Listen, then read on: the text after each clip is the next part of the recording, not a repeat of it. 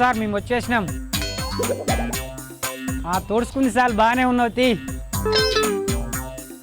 అరే ఏం sir cinema heroine లెక్క మేకప్ అవుతున్నావు, ఇంకా సార్ తీ. అబ్బా ఎంత మంచిగా ఉన్నావు సార్ గుండ్రంగా. అబ్బా ఇంత అందంగా ఉన్నావు ఏం సార్ నువ్వు. ఈ యాంగిల్లో కూడా సూపర్ ఉన్నావు సార్ నువ్వు.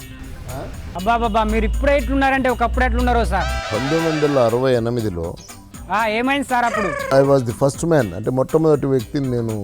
ఏం చేసింది సార్? అప్పుడు మేము మొత్తం కూడా అన్ని జిల్లాలు కూడా తిరిగే వాళ్ళము. ఎందుకు పని లేకనా?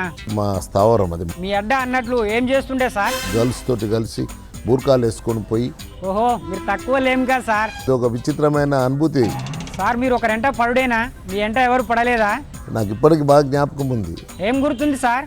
6 ఫీట్ల మీద ఉండేవాడు. ఓ రోజు నా ఎంబడి పడినాడు. ఏం సార్ మీ వెనకాల పడ్డా?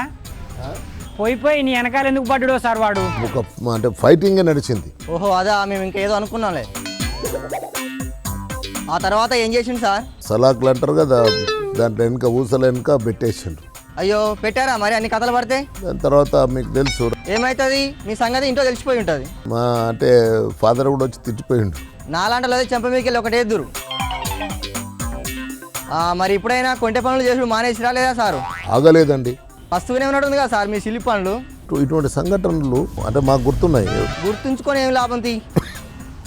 ఏమైంది సారు దగ్గుతున్నావు? చాలా ఉద్వేగానికి మేము లోనవుతుంటాం.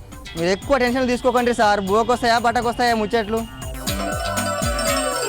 ఇంకా ఉంటాను సార్. మీ మనస్ఫూర్తులు మాతో పంచుకున్నందుకు ధన్యవాదాలు.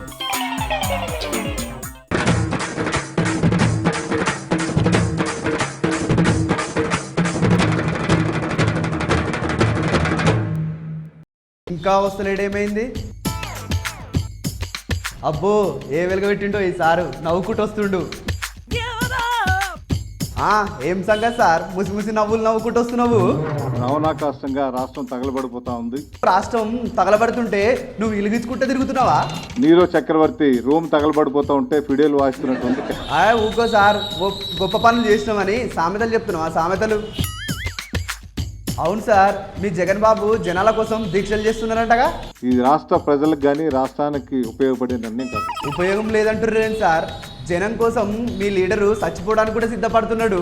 ఇటువంటి దుష్ట పరిస్థితులు గతంలో ఎప్పుడు కూడా చూడలేదు. మీరేమన్నా చెప్పినారు సార్? మేమైతే జగన్ బాబుని దీక్ష ఆపొద్దు అంటున్నాం. తక్షణమే ఈ దీక్షను ఆపాలి. ఎందుకు ఆపాలి సార్? ఆపడు. ఈ రాష్ట్ర సమైక్యవాదులంతా కూడా గోబ్యాక్ అనేసి పిలుపు ఇవ్వాల్సినటువంటి అవసరం ఉంది. ఎందుకు సార్ అట్ట మాట్లాడతాడో? ఎంత మంచోడో తెలుసుగా జగన్ బాబు. అంటే వీరి మీద ఎటువంటి అభియోగాలు గతంలో ఉండి ఏవో ఆస్తుల మీద కొన్ని కేసులు ఉండేగా సార్. ఏదో పాపం మొన్ననే జైలుకి వెళ్ళి బయటకు వచ్చాడు కదా సార్. వెనక్కి పంపించాల్సినటువంటి అవసరం ఉంది. ఎందుకు పంపాలి సార్ జైలుకి? ఆయన బయటికి రాకపోతే రాష్ట్రం ఏమైపోతుందో ఏమో. ఈ రోజు రాష్ట్రం ఈ రకంగా రావణ కష్టం అయి ఉండేది కాదు.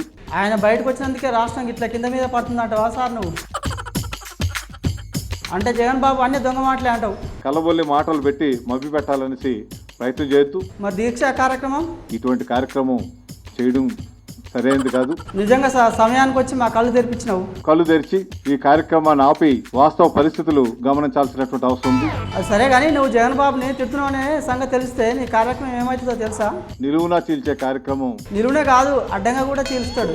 శరీరంలో చాలా భాగాలు దెబ్బతినేటువంటి ప్రమాదం ఉంది. అంటే ఏమేమి ఇరుతాయో ఏం పాడో అస్తవ్యస్తం అయిపోయినటువంటి పరిస్థితులు ఉన్నాయి. మరి జాగ్రత్త సార్, మీరుంటే మళ్ళీ కలుస్తాం. Okay brother.